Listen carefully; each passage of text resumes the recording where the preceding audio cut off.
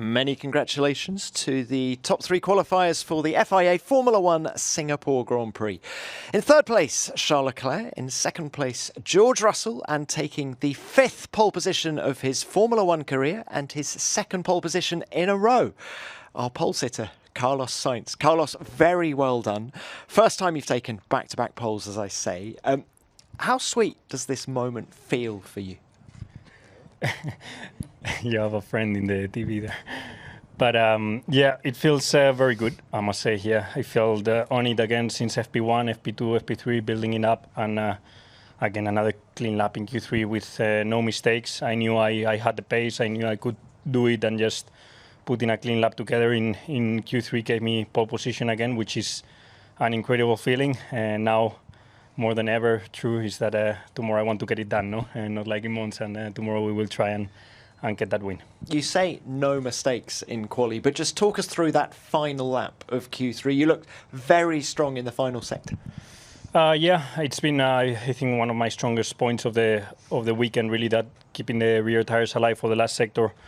And yeah, again in Q3 I made sure that I kept that advantage going into Q3, because it's always easy around Singapore to overpush, to have a snap here and there and end up losing the lap. And yeah, even though I felt like I didn't took too many risks during that lap, I kept it clean, and he gave me a strong last sector, and it was enough for pole position. So yeah, very happy with it. Now, you weren't that confident about Ferrari's pace when we spoke on Thursday. So how surprised have you been by the car here? Pleasantly surprised, because our last high downforce tracks we've really struggled, and we haven't been in the pace. We've been 3rd, 4th, 5th fastest car, and suddenly since we arrived to Singapore, a high downforce track, we were clearly one of the fastest, if not the fastest. No, so it has been a very good progress. I think we've done a lot of work to try and understand our high downforce package, and the team has done a very good job to put it together for Singapore. But it's true also that this always historically has been a very good track for Ferrari. It's also been a strong track for me. I like driving around here, and yeah, I think it's a good job, well done. But it's also, I think, the track suiting our car a bit more than Sandboard, for example. But Carlos, irrespective of what happens in the race tomorrow, quick at Monza, quick here, how much confidence does this give you for the remainder of 2023?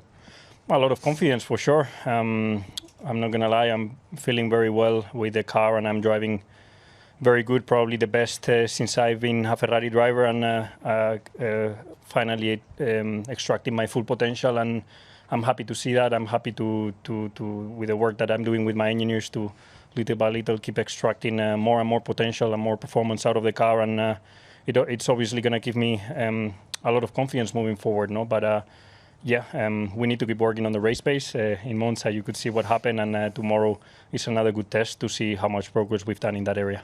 Well, looking ahead to tomorrow, how much more confident are you this weekend compared to starting on pole at Monza?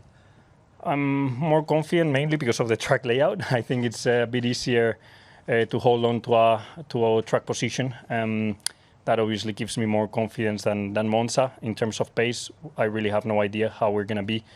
Looking at long run data from Friday, the Merc, the Aston, and the Red Bull did look a bit quicker than us in tire degradation and race pace. So it could be that tomorrow we have to run yet again a bit of a defensive race. But I don't discount that even around this track we could hold on to a P1, no? Because it's a lot more difficult to pass than other tracks this season, no? But our race pace still looks like our weakest point.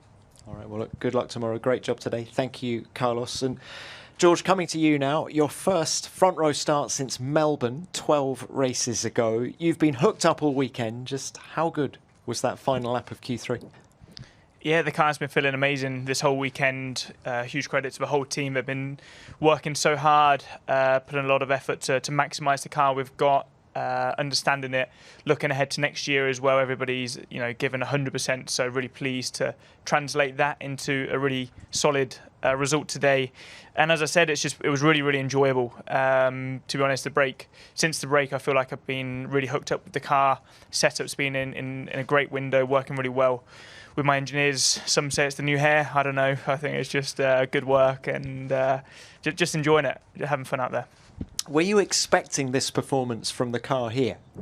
Yeah, to be honest, I think we were. We know that on the high downforce circuits we tend to go better. Ferrari always are fast on the street circuit, C5 tyre, so we knew they'd be quick. Red Bull are obviously a big surprise, not too sure what's gone on there. Their long run pace didn't seem stellar either, so yeah, this is a great opportunity this weekend to get a victory, and you know we've got a different tyre strategy to every other car on the grid out there. We've got 2 mediums, so we're the only team who've got the chance to do a 1-stop or a 2-stop, so that really gives us a great chance for tomorrow. Well, tell us a little bit more about how you're viewing the race. You've got the strategic advantage, you could argue. How important is it that you get the lead of the race at the start? I would definitely be going for it. I think that will make our life easier. I think we've got the pace over Ferrari in the race, but as I said, we've got the strategic advantage over them. So I'm pretty relaxed, even if we're P2 after turn 1 or even P3, because as I said, we're the only team who can do a 2-stop race. Tyre deg looks bad, and I hope we're going to put them in a challenging position to fend us off. So that brings, I'm feeling good. I'm feeling excited. All right, well, look, good luck tomorrow. Well done today. Thank you, George. And Charles, coming to you now. So close to a front row start. What was the car like for you? I'm struggling a little bit more since the restart of the break, actually, with the car. Quite a bit of understeer, but then also quite snappy. So difficult to predict what is the car going to do on the track, which I pay the price a little bit with the confidence I have inside the car. But at the same time, honestly, it was a good lap. A small mistake in turn 17, which cost me too much. But apart from that, I'm happy with the lap. It wasn't enough today, though. But Charles, clearly you're much happier with the car here in high downforce trim than you were at Zandvoort a couple of races ago. Yes, this for sure. The team has done an incredible job. As Carlos said, though, I think Singapore, we've always been quick, so we shouldn't get carried away. But it's a good step in the right direction. I think we understood a few things in Monza on a very different track, but we still understood things that I think will be helpful for the rest of the season. But I don't think it will do that much of a difference on every tracks. But it's good to see that we have a very good performance until now here. What about the race pace? And can we get your reaction to what George has just said about the potential strategic advantage that Mercedes might have? Well, I mean, Carlos is starting first, I'm starting third, so I think we can also put them under quite a bit of pressure, so I'm not worried. And how do you think the new layout towards the track layout towards the end of the lap will play out in terms of tyre wear, brake wear? Well, in terms of overheating, it's a bit better. It would have been better if there was DRS to at least overtake a bit more. But we don't have that this year. So, yeah, but hopefully we can be a bit closer than what we were in the past in the last sector. And hopefully that will help overtaking. Charles, final one from me. Are you going into the race tomorrow believing that you can win it? Of course, as always, I think we've got a good car this weekend, so why not? Again, Carlos and I have great starting positions. Now let's see what's possible tomorrow. All right, great job by you. Thank you very much. Let's open this to the floor now. Name and publication, please. Jesus Balseiro, Diario As, question for Carlos. What are your main concerns for tomorrow? I mean, it's not easy to overtake here, so maybe the start, the strategy, and also Max is starting, I think, 11th or maybe even farther. So do you think is he going to arrive at some point? He won the last 10 races. Will he be a concern? I don't think you can ever discard Max and Red Bull. No, they might turn up tomorrow with the race pace that they've had all season and still manage somehow to make it through the field. But for sure, around here they have a much more difficult task, and it's a much better opportunity than Monza, for example. I think tomorrow the race is going to be between the top 5 cars that we're starting. I think it is true that George has this extra medium tire, but we could also do a 2-stop as the soft didn't look too bad. Yeah, I think it will be a tough race to manage, a tough race to put together, but I think if we nail it, we have a great opportunity, and that's the target tomorrow, of course. Thank you, Carlos. Yep, next one. Fred Ferrer, l'équipe, question for the three of you. How did you discover that Max was not in Q3, and how did your mind change when you discovered that? My engineer told me the 2 Red Bulls were out, and obviously it was not a bad news to have.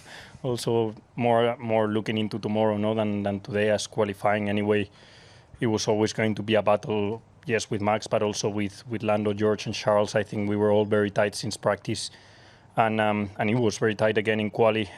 I thought the battle for pole position was not going to be affected too much, but the battle for the win probably. And yeah, it was a decent news to receive for sure. Nobody told me, so it didn't really change my my approach heading into Q3. Just focusing on ourselves and maximising the result. But it definitely strains that they've been off the pace this weekend, unusual. But as Carlos said, can't discount them ahead of tomorrow, even though it will be tough. George, so when did you find out? I guess I think probably after the first run in Q3, but it was. You always tend to look at yourself and the guys you're fighting. And this weekend it's been the Ferraris, it's been Lando and Fernando. So it's not like you discount them ever, but you're just looking at the cars you're fighting. And just for whatever reason, they've been off the pace all weekend.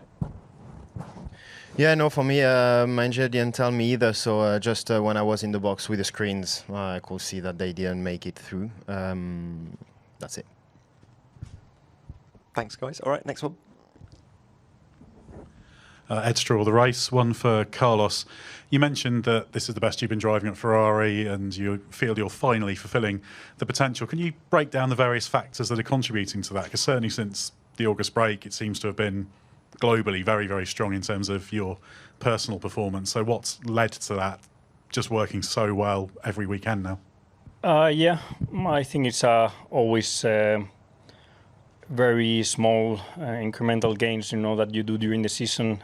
It is true that in the summer break you always have a bit more time to relax, to meet with the engineers, conclude on the things that have worked, the things that are not working, where you need to put a bit more focus, where you need to keep working well, and maybe just having that time to switch off, but at the same time to analyze and to put together everything into the second half of the season. That's helping.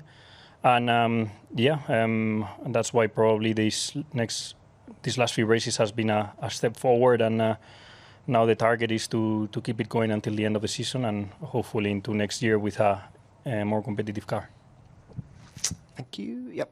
Another one. Jay Box, Lego Sport. Question for George, please. You spoke about your race pace being very, very strong. Got a chance to have a little bit of a look at that on Friday. So if Ferrari's maybe a couple of tenths a lap behind you, where do you expect the main challenge to come from if you're in a position to win tomorrow?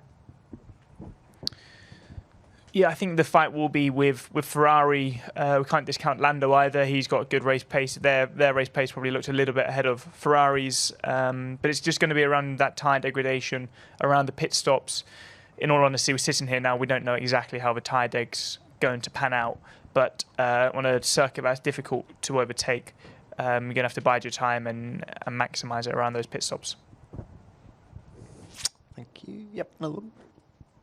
A question for both Ferrari drivers. You spoke about your high downforce package being inconsistent after Monza in particular. After this performance, can you finally say your car's coming together, and is it enough of confidence to give you with your high downforce package going into tracks ahead, or will it still be a concern? Well, I mean, again, this weekend it feels particularly good and much better than the high downforce tracks in the past. As I've said before, I think we found something in Monza that should go a step forward, but definitely not as much as what we've seen this weekend. So I think our car is fitting these track characteristics in particular. Yeah, we shouldn't get carried away, and I am not enough confident now to say that it will be the case for the rest of the season. Have we done a step forward? Yes. Will it be like that until the end of the season? It's too early to say. Anything to add, Carlos? I can copy-paste what he said. Okay. Thank you. Yep, another one. Tama from Motorsport Indonesia. This question is maybe for Charles and Carlos. A couple of seasons ago, Ferrari start from the front, Kimi and Seb, but at turn one, there's a big incident involving three cars, which is both Ferraris and Max. So how do you approach this race start? Are you just go with it, or you just approach it defensively? Oh, I mean, I'm pretty sure that if we look in the past, there's always been one race where teammates collide at one point. So we are not looking too much into that. We are, as always, aware that we are teammates and Ferrari comes first. And this will be the goal, to try and put Ferrari as much further possible tomorrow. So yes, we know we have a responsibility, but it's not like we are looking always what happens in the past. Yeah, it's also 3 different drivers, different conditions, and trust me, I will not be thinking about that when the lights go out. Thank you. Yep, another one. Matt Koch from Speaker. If I can pull this one sideways a little bit, Liam Lawson was the only Red Bull driver in the top 10. Have you guys been impressed with him in the 2.5 races that he's had thus far? What are your impressions of him? Yeah, I think he's been doing a really great job, to be honest. Followed him a little bit through his F3, F2 career. Saw he was doing a great job in Super Formula. And it's never easy to be thrown into Formula One as a rookie mid-season. No experience. You know, the tracks that we've been racing at haven't exactly been the easiest. I saw he did a good overtake last week in Monza, which was pretty impressive. So, yeah, he's doing a good job. So not a lot more to say than that, really. Yeah, honestly, I don't have a lot of time to follow what other people are doing, because we're so focused on our own car understanding and putting laps together that it's difficult to see and understand what's going on in the other teams. But by the looks of it and by the sounds of it, it looks like he's doing a very, very good job. And from here, obviously, congratulate him, because to be Q3 in Singapore is not easy, especially jumping in the car halfway through a season. Yeah, no, he's doing an impressive job already after Zandvoort. We spoke a little bit, and I was telling him how impressed I was, because to do your first race in those conditions is probably a nightmare for anybody. So, yeah, he's doing a great job, and again, confirming it weekends after weekend. So, yeah, congratulations to him. Thanks all. Do we have any more? Yep, one more. Rebecca Clancy from The Times. Quick question. Sorry, I'm behind the camera. Quick question to all 3, please. Is this your best shot at making sure Red Bull don't win every race this season? Oh, until now, for sure, because they've never been as far as where they are starting now, on a street track also. But as George and Carlos said, we cannot discard them. So let's see. But it's the best opportunity since the beginning of the season, for sure. Yeah, up until now it is, for sure. Yeah, same.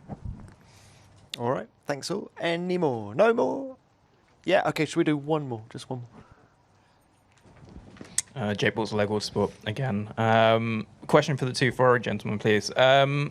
Obviously, in Monza, you 2 had a fantastic battle over P3. It was really, really great to see that and great to see Ferrari let you guys race. But if there's a win on the table, are you going to be allowed to be in the same position again, or is one of you going to have to play wingman? And if so, would you be content with that? Thank you. Well, first of all, I'm sure that the characteristics of the track is not like they allow to have.